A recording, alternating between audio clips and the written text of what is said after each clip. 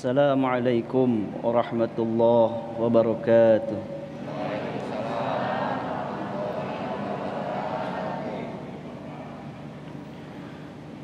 A'udzu billahi minasy syaithanir rajim.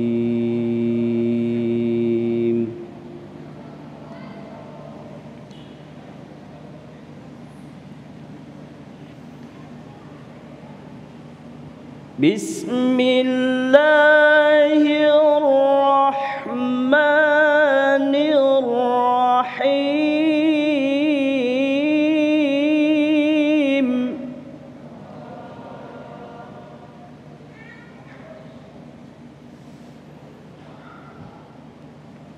Qul innama ana basyarum mithlukum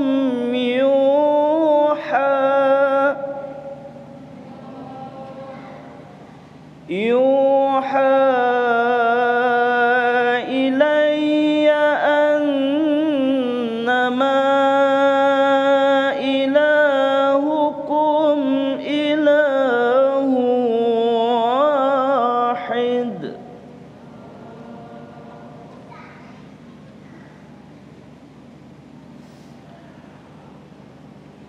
Faman kana yarju liqa'a rabbih falya'mal 'amalan salihan.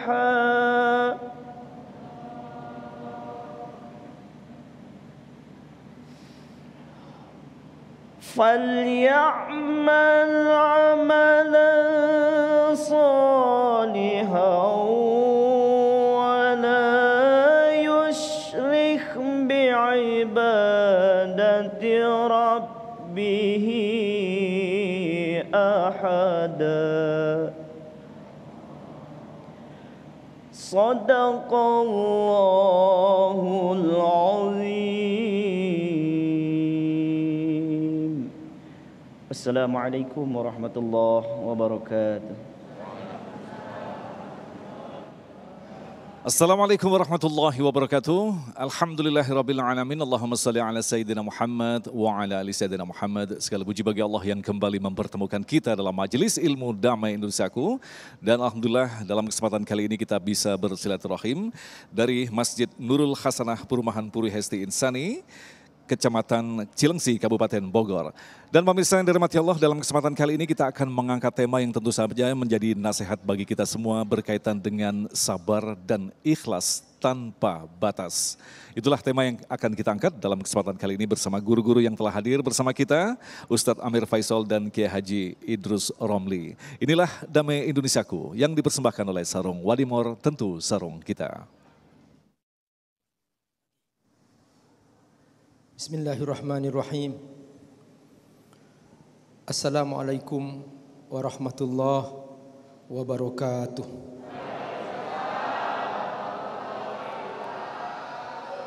Alhamdulillah wassalatu wassalamu ala Rasulillah wa ala alihi wa sahbihi wa mawala. Yang Allah muliakan guru saya Kiai Haji Idrus Romli, semoga Allah memberkahi beliau, semoga Allah menjaga beliau, semoga Allah melimpahkan kesehatan kepada beliau. Dan kita semua yang mencintai beliau insya Allah diberkahi oleh Allah Subhanahu wa ta'ala. Bapak Ibu rahimakumullah, pemirsa Damai Indonesiaku, TV One dimanapun Anda berada. Hidup ini hanya sekali ini. Allah berikan kita kesempatan untuk berbekal. Karena hidup yang hakiki adalah akhirat. Walad darul akhirata lahiyal hayawan. Akhirat itulah kehidupan yang hakiki. Dunia sementara. Tidak ada yang abadi di dunia. Banyak uang mati. Tidak punya uang apalagi. Kaya mati. Miskin mati. Konglomerat mati. Melarat mati juga. Jadi kita ini diberi kesempatan oleh Allah hidup. Bersiap-siap pindah ke akhirat. Jangan terlena dengan dunia. Karena bukan tujuan. Rugi orang yang menghabiskan hidupnya hanya untuk urusan dunia. Apalagi hanya untuk urusan perut. Para ulama mengatakan man kana syughluhu min ajli batnihi faqimatuhu misla ma fi batni. Orang yang kesibukannya hanya untuk urusan perut, maka harga dirinya sama dengan isi perutnya. Apa isi perut, Bu? Nah, itu dia. Jadi Bapak Ibu rahimakumullah, karena kita sedang berjuang pindah ke akhirat, yang berlaku di sana itu amal soleh. Barusan kita mendengar qori, faman kana yarju liqa'a rabbih falyamal amalan shalihan wala yusyrik bi ibadati rabbih ahada. Siapa yang ingin ketemu Allah di akhirat, nanti kita akan menghadap Allah semua. Kita akan pindah ke akhirat. Faman kana yarju liqa'a rabbih. Apa kata Allah? Falyamal amalan shalihan. Ayo berbekal amal soleh. Bagaimana supaya amal soleh ini diterima oleh Allah? Allah memberikan syarat. Wala yusyrik bi'ibadati rabbih ahada. Jangan berbuat syirik. Maksudnya jangan riya. Jadi ada muqaddimah di mana amal kita itu ditolak. Sekalipun nampaknya baik. Karena Allah Maha tahu. Mungkin sesama makhluk orang melihat tuh Masya Allah Ustadz, tuh Masya Allah hafiz Quran, tuh Masya Allah rajin ke masjid. Itu zahirnya. Tapi hakikatnya Allah menilai. Ikhlas enggak? Karena Allah enggak. Kalau ternyata amal-amal itu semua tidak karena Allah, Allah tolak. Karena Allah Subhanahu wa taala bukan hanya menilai penampakannya, tapi juga isi hatinya. Tapi jangan berkata bahwa Pak Ustadz, gak penting tuh Pak Ustadz pakai jilbab, yang penting hatinya. Salah kalau begitu. Gak penting Pak Ustadz sholat, yang penting akhlaknya baik. Salah, bukan begitu. Kita harus mengikuti dua-duanya. Secara zahir kita ikut syariat, secara batin kita ikhlas. Itulah amal yang diterima. Makanya dari para ulama memberikan pesan-pesan. 2 syarat amal itu dikatakan soleh. Yang pertama, sehatul amal. Amalnya benar. Sesuai dengan tuntunan Allah Subhanahu wa ta'ala. Tidak bertentangan dengan apa yang Allah gariskan. Ini makna sehatul amal. Namun ini belum cukup. Harus didukung dengan yang kedua, yaitu sehatun niyyah. Niatnya harus benar karena Allah, bukan karena ingin dipuji orang. Inilah yang dikatakan ikhlas. Al-ikhlas dari kata akhlasa yukhlisu. Artinya memurnikan. Makanya dalam bahasa Arab, air yang murni, air putih yang belum ada campurannya disebut al-ma'ul khalis, air murni. Kalau sudah dimasukin campuran teh, ibu bilang apa? Minum apa? Minum teh, airnya hilang. Jadi yang diminum teh. Campuran sedikit saja, langsung tabiat airnya berubah. Tidak lagi bilang minum air teh, enggak, aku minum teh. Ya Allah, begitu dahsyatnya, pentingnya niat. Bahwa sebuah amal sekalipun secara zahir nampak baik, tapi ketika ternyata batinnya, dalamnya tidak karena Allah, tidak murni karena Allah, tertolak. Maka air ini dia berubah hanya karena setetes kopi menjadi kopi. Maka amal sebesar apapun ketika sudah ada campuran di dalamnya, niatnya bukan karena Allah, maka Allah tolak.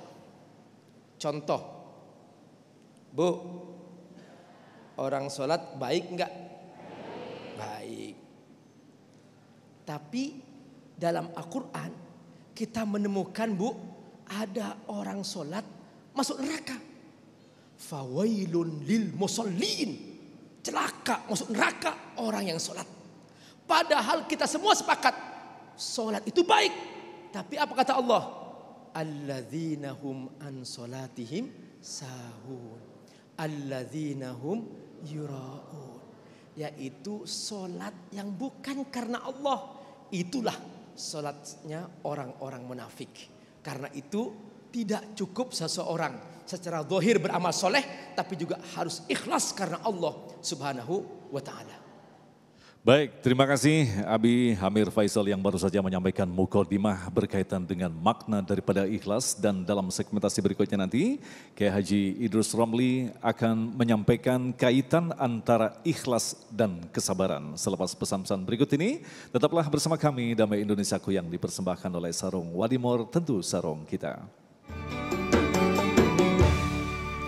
Terima kasih pemirsa, masih bersama kami Damai Indonesiaku yang mengangkat tema tentang sabar dan ikhlas tanpa batas. Tadi Abi dalam segmentasi pertama telah menekankan kepada kita betapa dunia ini sekedar tempat mampir belaka dan akhirat adalah tempat kita sesungguhnya. Maka diperlukan keikhlasan, tetapi tentu saja tidak mungkin orang mencapai pada derajat ikhlas tanpa diawali dengan kesabaran. Apa kaitan antara ikhlas dan kesabaran? Silakan Kiai Haji Idrus Romli. Assalamualaikum warahmatullahi wabarakatuh.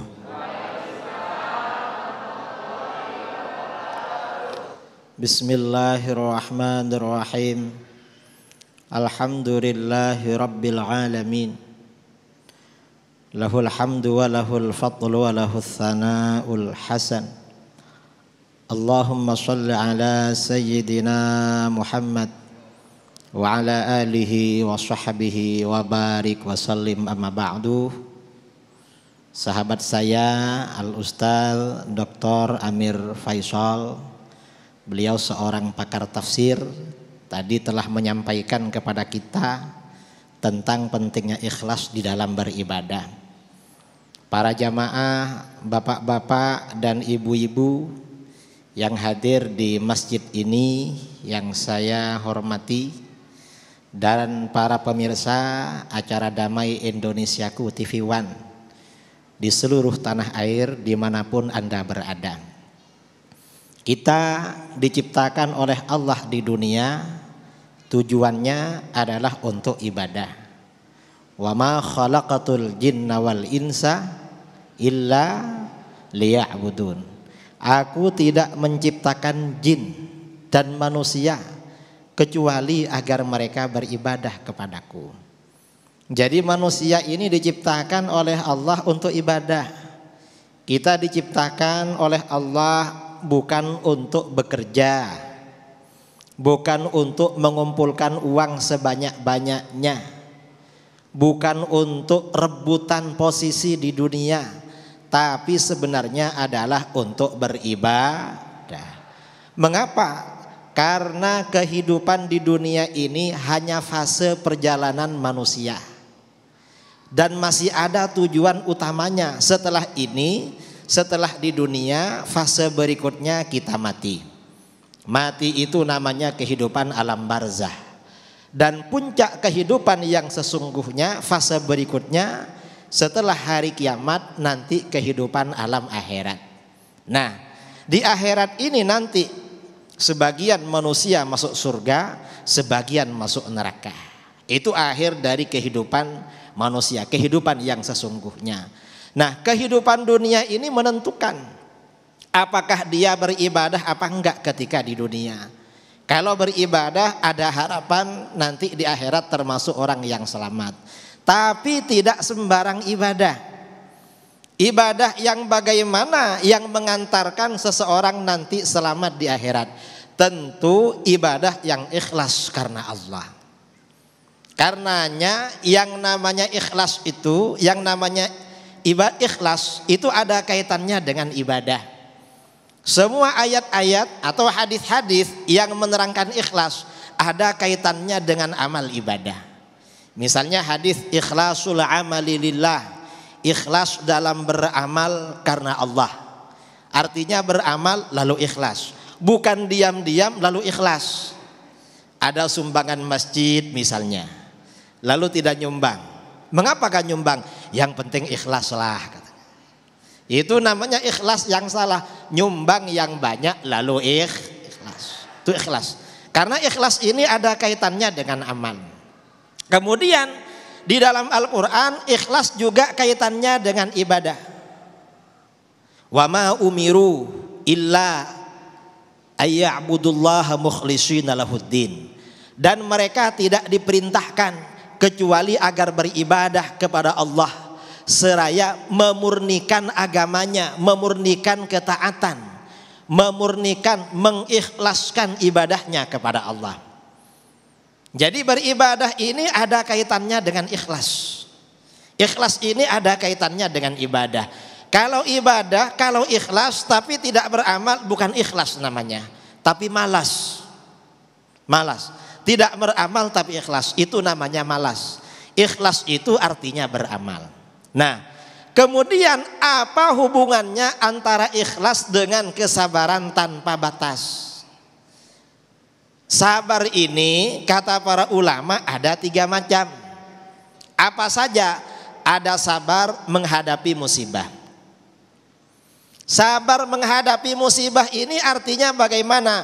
Sabar menghadapi musibah artinya menahan diri, menahan nafsu dari marah-marah, dari tidak menerima adanya takdir. Itu namanya sabar menahan musibah. Dan dari tidak mengeluhkan musibah itu kepada manusia. Sabar menghadapi musibah, itu sabar. Kemudian yang kedua, sabar ini ada sabar menerima kenikmatan. Apa sabar menerima kenikmatan? Sabar menerima kenikmatan berarti mensyukuri kenikmatan itu dan tidak berlebih-lebihan menggunakan kenikmatan itu sampai berbuat yang sewenang-wenang serta tidak sombong sebab kenikmatan. Itu sabar namanya. Ada orang mendapat kenikmatan dari Allah, kalau dia tidak bersyukur berarti tidak sabar. Gak sabar berarti. Ada orang mendapatkan kenikmatan dari Allah, banyak uangnya, banyak rizkinya. Kalau rizkinya tidak digunakan untuk kebaikan berarti gak sabar dia, gak lulus ujian. Kemudian ada sabar mendapatkan kenikmatan dengan tidak sombong. Ada orang diberi harta atau diberi ilmu yang melimpah, kalau dia sombong berarti dia tidak sabar, gak lulus. Itu namanya sabar menghadapi kenikmatan dari Allah. Orang itu kadang-kadang menghadapi musibah dia sabar, tapi ketika menghadapi kenikmatan tidak sabar. Karena sabar menghadapi kenikmatan lebih berat daripada sabar menghadapi musibah. Karenanya para sahabat Rasulullah SAW ketika pada masa Rasulullah kondisi ekonomi para sahabat itu sulit-sulit, melarat-melarat, sabar mereka, terjadi persatuan yang kokoh sesama para sahabat.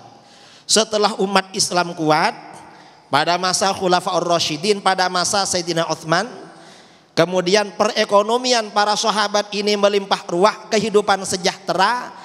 Akhirnya apa? Terjadi perang saudara. Sebagian sahabat mengatakan bulina bid-dharra fanasbir.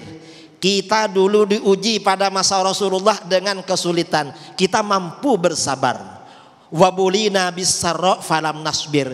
Dan sekarang kita diuji dengan kesenangan, kenikmatan, kita tidak mampu bersabar. Karena ujian kenikmatan lebih berat daripada ujian musibah. Kesabarannya lebih berat. Ini sabar menghadapi musibah dan menghadapi kenikmatan. Kemudian lagi sabar dalam melaksanakan ibadah.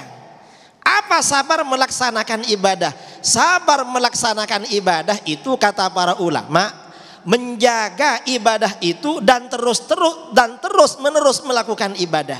Itu namanya sabar. Jadi menjaga ibadah. Kadang-kadang mau sholat subuh karena capek bangun ya, mau sholat subuh karena capek baru datang tiba-tiba ada azan subuh. Suasana dingin, mau ke kamar mandi dingin. Ini sabar apa enggak? Sabar. Kalau sabar dia tetap ke kamar mandi, ambil wudhu lalu sholat pergi ke masjid. Ini namanya sabar. Dan sabar menghadapi ibadah itu tidak hanya menjaga ibadah itu diamalkan sesuai dengan kriteria dan persyaratannya. Tetapi bagaimana ibadah itu dilakukan terus menerus. Itu namanya sabar menghadapi ibadah. Nah, di sini tadi dikatakan apa hubungannya sabar dengan keikhlasan? Sabar itu sebagian dari keikhlasan. Karena di dalam kesabaran itu yang ada hubungannya dengan ikhlas adalah sabar dalam melaksanakan beribadah kepada Allah Subhanahu wa taala. Dan keikhlasan ada hubungannya dengan ibadah, dengan amal. Mengapa ada hubungannya? Karena ikhlas, yang dikatakan orang yang ikhlas, orang yang tulus, artinya tulus berbuat pada kita. Bukan orang yang tulus gak berbuat apa-apa pada kita. Tulus membantu tetangganya, tulus melaksanakan amal ibadah, itu namanya ikhlas. Ikhlas itu bahasa Indonesianya tulus. Dia berbuat sesuatu semata-mata karena mengharapkan pahala dari Allah Subhanahu wa ta'ala. Itu namanya sabar di dalam beramal karena Allah. Mudah-mudahan kita oleh Allah diberikan kesabaran dalam beramal karena Allah. Amin, Allahumma amin. Amin ya rabbal alamin. Baik, terima kasih Kiai. Kami persilakan kembali ke tempat duduk. Dan itulah tadi pemirsa yang dirahmati Allah, dua segmentasi telah disampaikan oleh guru kita yang kita cintai, Muqaddimah yang memberikan gambaran kepada kita makna daripada sabar dan ikhlas. Tapi kami yakin para pemirsa juga dan para jemaah yang ada di Masjid Nurul Hasanah, barangkali ada pertanyaan-pertanyaan yang tentu saja nanti insya Allah akan melengkapi tema bahasan kita. Kita akan segera jawab selepas pesan-pesan berikut ini. Damai Indonesiaku.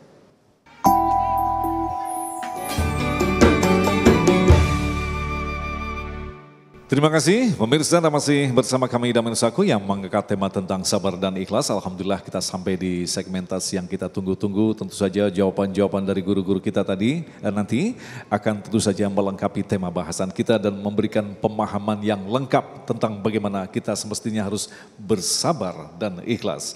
Pertanyaan pertamanya akan disampaikan oleh Bapak Yono yang akan dijawab oleh Abi Amir Faisal. Silakan. Terima kasih Ustaz. Assalamualaikum warahmatullahi wabarakatuh.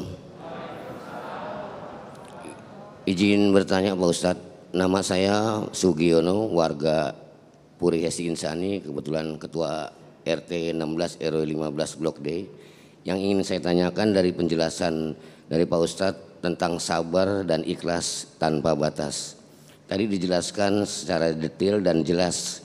Namun ada sedikit pertanyaan dari kami, bagaimana caranya untuk melakukan perbuatan yang sabar dan ikhlas dijauhkan daripada sifat marah dan sombong, sehingga perbuatan ikhlas dan sabar itu benar-benar kita mampu dan mudah dilaksanakan. Terima kasih. Assalamualaikum warahmatullahi wabarakatuh. Waalaikumsalam warahmatullahi wabarakatuh. Pertanyaan menarik sekali, Abi. Memang sifat-sifat ini bersarang di dalam tubuh kita, Abi. Silakan. Bagaimana cara supaya kita dalam sabar dan ikhlas tidak diikuti sifat sombong? Pertama, Bapak seringkali hadir ke majelis taklim. Karena orang yang berilmu biasanya dia akan berwawasan luas. Kalau sudah berwawasan luas, maka dia tidak akan sombong. Maka dengan dia belajar dan terus belajar, kesombongannya akan hancur. Yang kedua, hendaklah Bapak selalu bersahabat dengan orang-orang yang tawadhu. Jadi kalau melihat ada orang soleh tawadhu, temenin. Karena berteman dengan mereka, Bapak akan kebagian sifat-sifatnya. Nah, itu cara bersahabat. Makanya para sahabat dulu, mengapa mereka ini menjadi orang-orang terbaik? Karena mereka langsung bersahabat dengan Rasulullah Sallallahu Alaihi Wasallam. Yang ketiga, baca selalu kisah orang-orang soleh, orang-orang yang tawadhu, seperti kisah-kisah para sahabat, kisah-kisah para ulama. Maka dengan cara seperti ini menanamkan dalam hati keikhlasan, kesabaran, dan sekaligus ketawaduan. Itulah cara terbaik, dan seperti itu kita diajarkan dalam agama Islam. Semoga Allah berkahi. Jadi pada intinya ada semacam model pengkondisian terhadap kehidupan kita begitu Kiai? Ya, jadi berusaha untuk mengkondisikan diri kita baik secara lingkungan maupun pertemanan, karena itu membentuk kepribadian kita.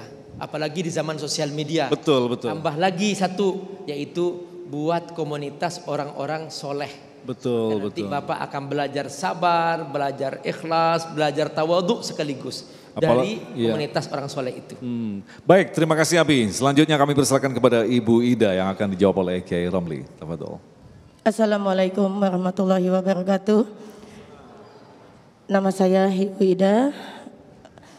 Abi, saya mau bertanya, bagaimana menjaga agar selalu kita ikhlas dalam menjalankan sesuatu yang terkadang sulit kita terima? Silakan Kiai, bagaimanakah kita agar ikhlas dalam menjalankan segala sesuatu? Memang manusia ini kadang-kadang ikhlas, kadang-kadang nggak ikhlas. Jadi konsisten dalam berikhlas ini masalahnya Kiai. Tafadhol. Ikhlas itu kebalikannya tidak ikhlas. Tidak ikhlas itu artinya apa? Ria. Berbuat sesuatu karena orang, karena pura-pura atau karena pamer. Nah, gimana caranya, kiat-kiatnya agar kita di dalam beribadah itu ikhlas?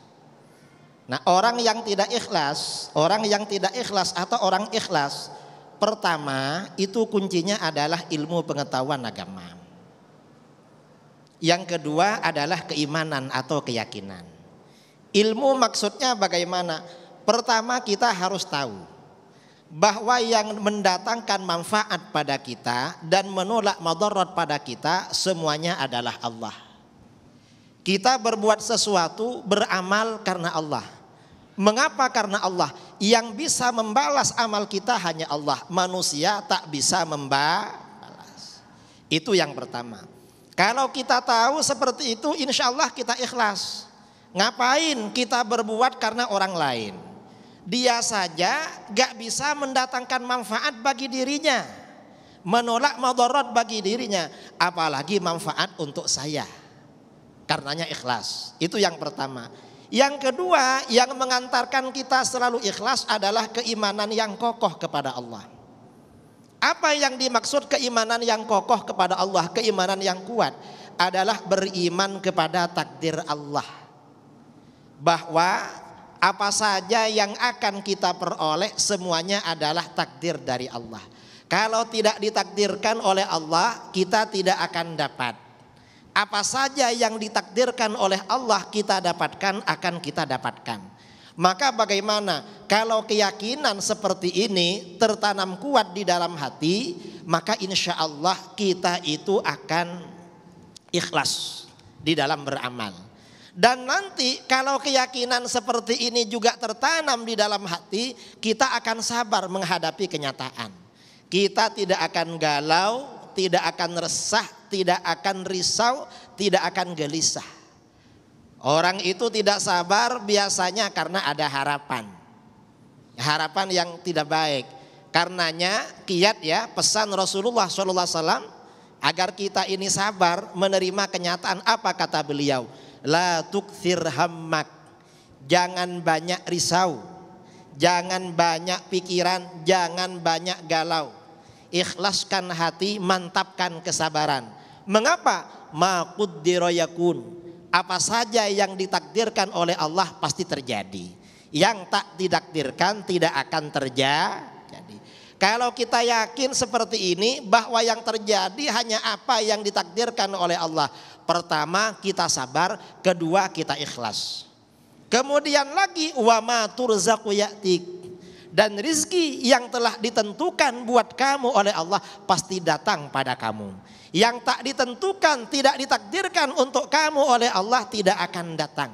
Kalau seperti itu, kalau keyakinan bahwa apa yang terjadi hanya apa yang ditakdirkan oleh Allah dan apa yang akan kita dapatkan adalah apa yang ditakdirkan juga oleh Allah yang akan datang pada kita, maka bagaimana kita tidak akan galau, tidak akan risau, artinya kesabaran akan selalu bersama kita.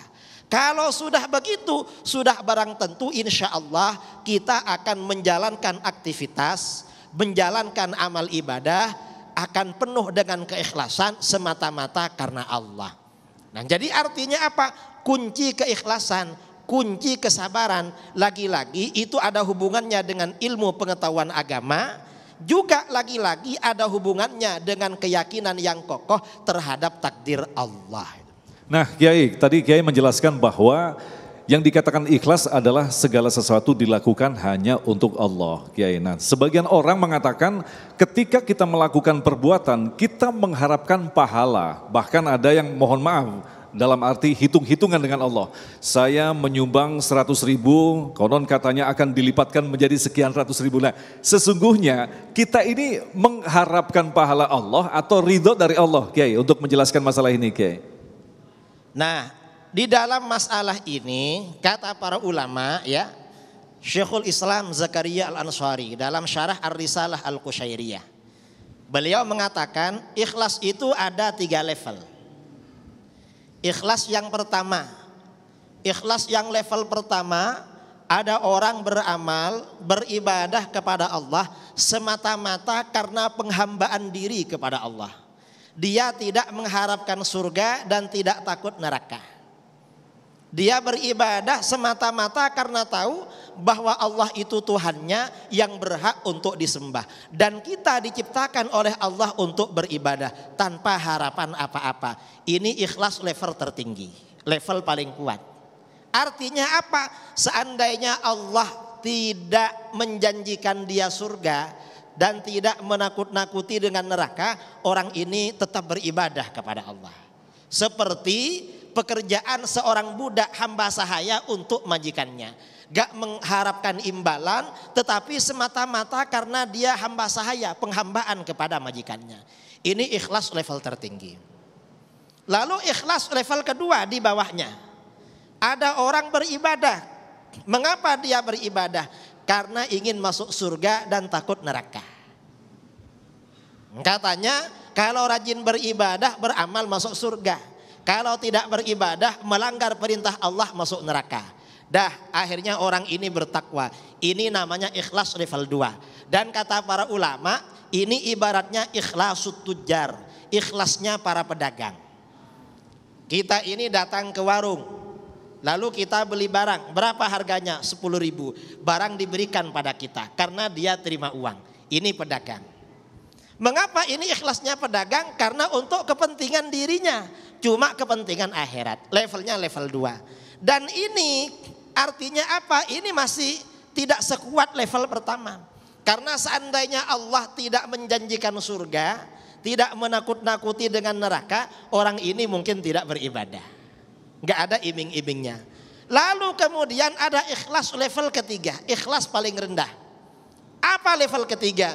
Ada orang beribadah, ada orang rajin bersedekah, rajin beramal. Tujuannya apa? Agar kehidupannya di dunia sejahtera, agar rizkinya lancar, rajin sholat duha, tujuannya agar rizkinya lancar, rajin bersedekah. Katanya kalau 100.000 balasannya di dunia 300.000. Ini ikhlas juga, cuma ikhlas level paling rendah itu.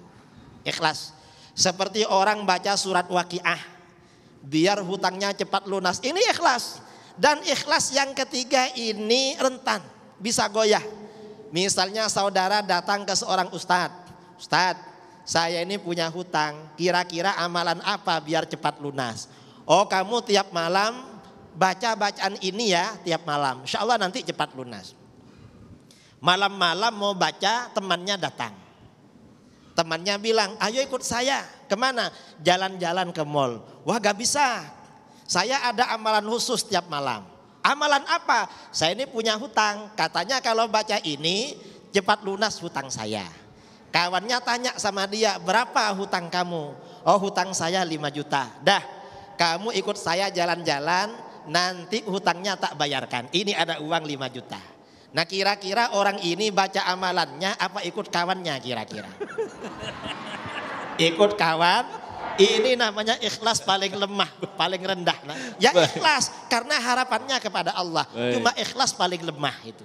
Luar biasa sekali penjelasan dari Kiai, dan insya Allah kita akan lanjutkan lagi untuk menjawab pertanyaan-pertanyaan Anda selanjutnya. Tetaplah bersama kami Damai Indonesiaku yang dipersembahkan oleh Sarung Wadimor, tentu sarung kita.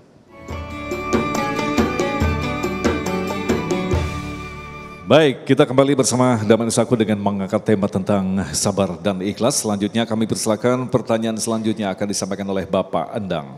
Silakan. Maskernya diturunkan dulu biar suaranya jelas. Baik, terima kasih. Assalamualaikum warahmatullahi wabarakatuh. Bapak Kiai yang kami hormati, kami ingin bertanya yang mana tadi sudah jelaskan tentang kesabaran, keikhlasan, dan juga terkadang kami dalam kehidupan sehari-hari itu senantiasa melakukan yang namanya kesabaran, keikhlasan, tapi selalu banyak sekali tantangannya. Terkadang orang, ya manusia itu kadang sabar ada batasnya. Sampai sejauh mana sih batas kesabaran itu yang harus kita tempuh? Baik. Terima kasih. Terima kasih Pak Endang, silakan Abi. Batas kesabaran. Sampai di mana batas kesabaran? Jawabannya sampai menghadap Allah. Jadi suatu hari Nabi Ibrahim alaihissalam menawarkan kepada Nabi Ismail, "Inni ara fil manam anni azbahuk." Aku bermimpi, mimpinya Nabi perintah Allah. Aku bermimpi menyembelih kamu. Nabi Ismail menjawab, "Qala ya abatif al ma tu'mar satajiduni insyaallah minas sabirin." Wahai ayah, silahkan laksanakan apa yang telah diperintahkan, engkau akan menemukan aku dalam kesabaran. Artinya apa? Nabi Ismail sudah siap disembelih.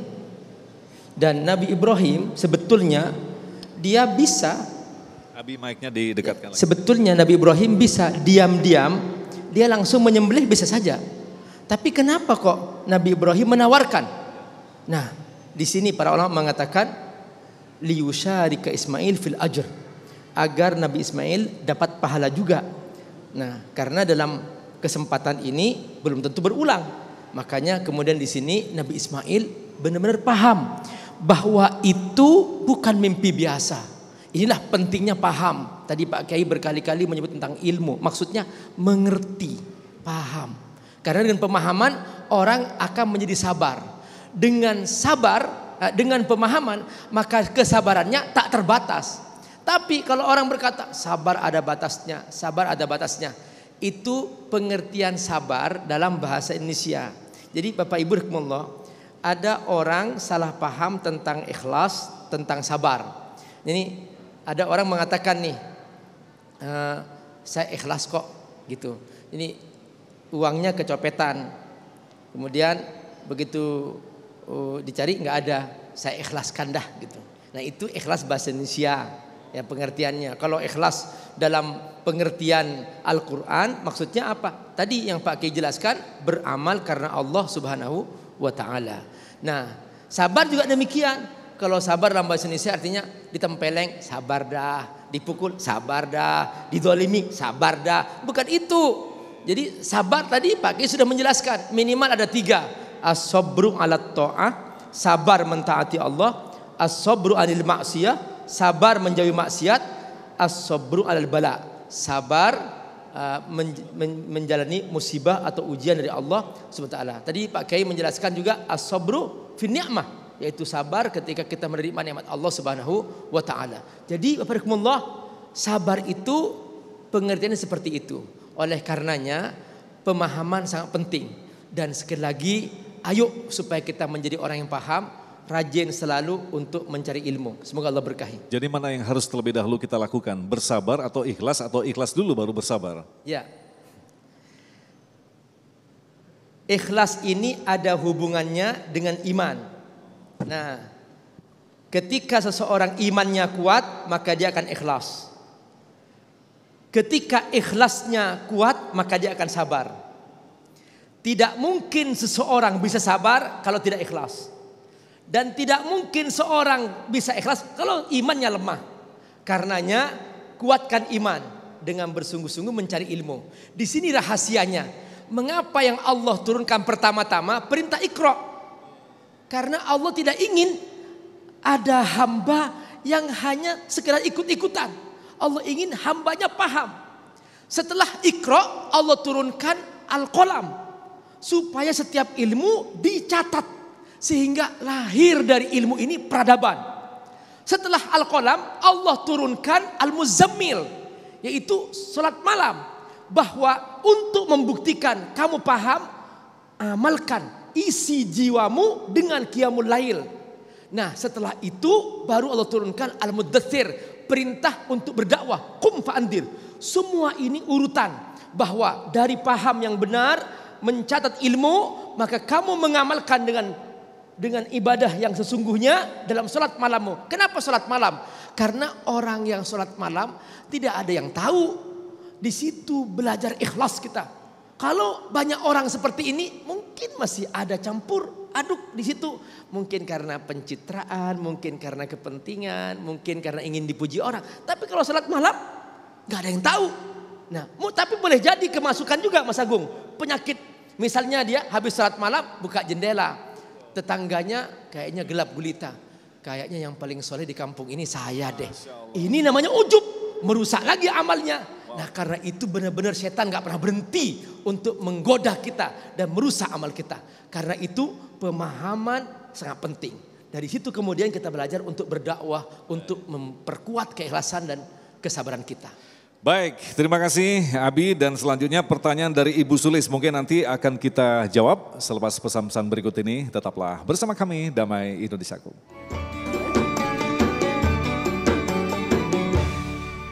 Baik, kita lanjutkan kembali tema bahasan kita tentang sabar dan ikhlas. Pertanyaan selanjutnya akan disampaikan oleh Ibu Sulis yang akan dijawab oleh Kiai Romli. Silakan, Bunda. Bismillahirrahmanirrahim. Assalamualaikum warahmatullahi wabarakatuh. Pak Kiai, saya menanyakan tentang ikhlas dan sabar dalam perselisihan keluarga. Ada berbeda pendapat dan paham. Kiat apa yang saya harus lakukan untuk mempertahankan keluarga tetap utuh? Pertanyaan menarik sekali berkaitan dengan perselisihan di dalam rumah tangga. Biasanya bapaknya sabar, ya udah nggak apa-apa. Apakah benar begitu nih? Silakan Kiai. Dalam rumah tangga itu memang juga perlu kesabaran dan keikhlasan. Kadang-kadang pada awal perjalanan rumah tangga, ekonomi keluarga ini pas-pasan. Istri menerima, apalagi suami. Kemudian di dalam perjalanan ekonomi berkembang. Setelah ekonominya bagus, kadang-kadang suaminya tidak sabar. Mengapa tidak sabar? Ya mungkin suka jalan-jalan atau suka apa begitu. Ini artinya bagaimana ya, butuh kesabaran memang. Kadang-kadang suami, kadang-kadang sejak awal pernikahan, suami istri perjalanan ekonominya bagus. Karena suaminya sebelum menikah karirnya sudah mapan. Di tengah perjalanan, entah setelah punya anak atau enggak, ekonominya anjlok. Setelah ekonominya ini jatuh, akhirnya bagaimana? Kadang istri tidak sabar. Istrinya macam-macam, ya gugat cerai, ya macam-macam.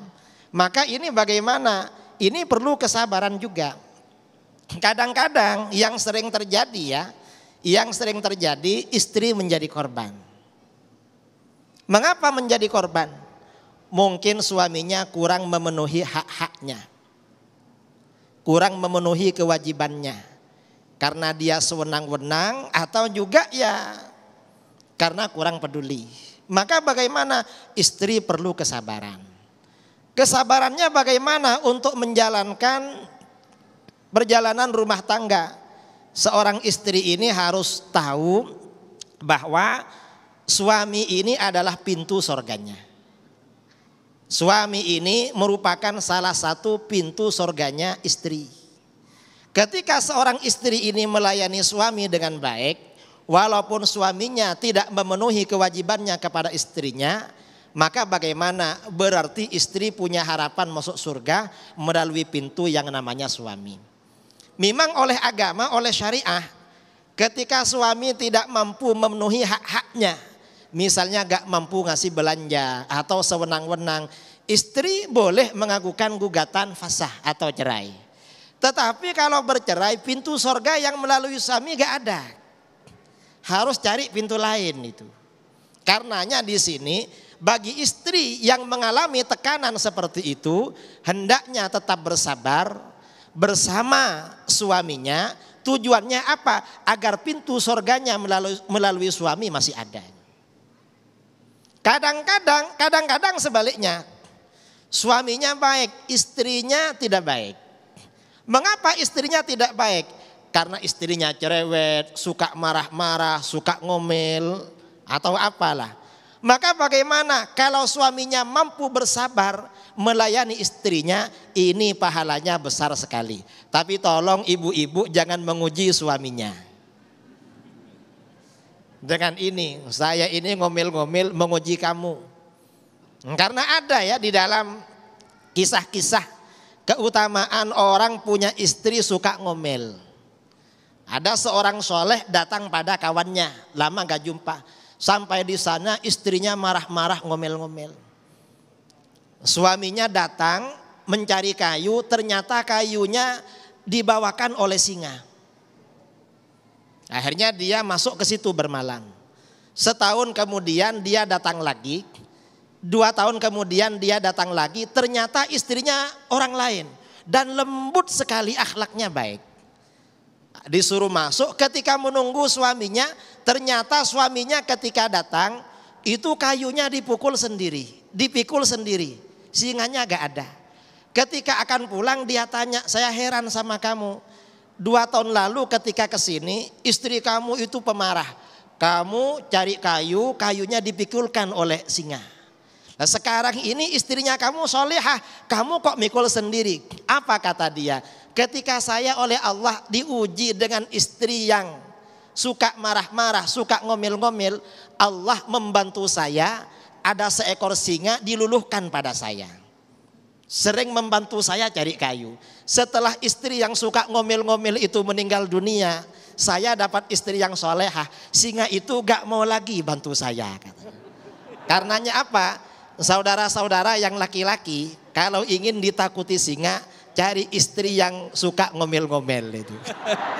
Kiai, mungkin bisa ditegaskan kembali artinya ketika dalam konteks berumah tangga tadi, perceraian adalah bentuk ketidaksabaran, begitu Kiai?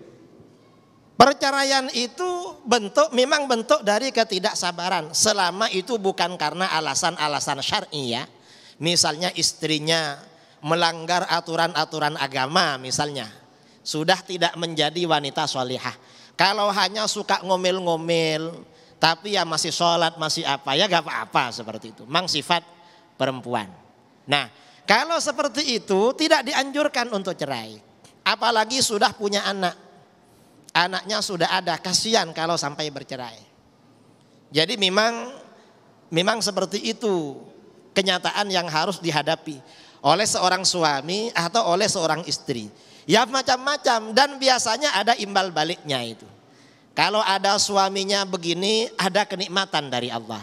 Dan sebaliknya, kadang istrinya selalu memberi ujian kepada suaminya. Itu ada kenikmatan juga dari Allah. Dan itu kalau diganti dengan yang sebaliknya, asalnya istrinya suka ngomel diganti dengan yang pendiam, kenikmatannya dikurangi oleh Allah. Karena Allah Maha Adil itu.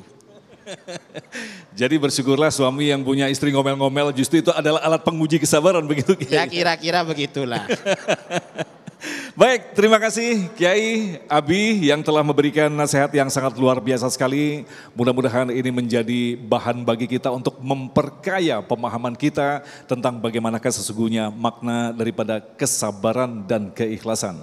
Insya Allah di akhir nanti kita akan berdoa bersama, mudah-mudahan kita termasuk orang yang dibimbing Allah untuk mencapai kesempurnaan dalam level sabar dan ikhlas yang sesungguhnya. Tetaplah bersama kami, Damai Indonesiaku.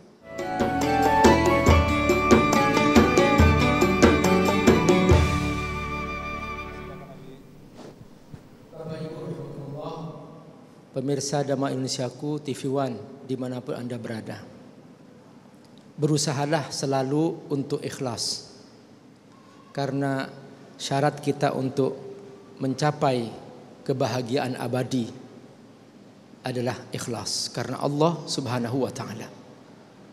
Kuatkan iman supaya ikhlas kita semakin kokoh, perluas wawasan, tanamkan pemahaman yang benar. Yakinlah dengan takdir Allah Subhanahu wa Ta'ala, karena ini merupakan syarat untuk kita bisa mencapai keikhlasan. Biasakan beramal soleh sekalipun tidak ada orang yang melihat kita, karena dengan kita membiasakan diri bangun di tengah malam di saat tidak ada seorang pun yang tahu, ini dia yang membina kita menjadi pribadi yang ikhlas. Yang kedua, bersungguh-sungguhlah untuk sabar. Sabar dalam mentaati Allah, sabar dalam kebaikan, sabar berbagi, sabar membantu yang lemah, dan berusahalah juga untuk sabar menjauhi kemaksiatan. Karena tidak cukup seseorang dalam mencapai kebahagiaan hanya sekedar taat, tetapi juga harus menjauhi kemaksiatan. Dan bersungguh-sungguhlah untuk juga sabar dalam melewati ujian demi ujian, karena tabiat hidup adalah ujian. Baik ujian kenikmatan maupun ujian kesulitan, dua-duanya butuh kesabaran.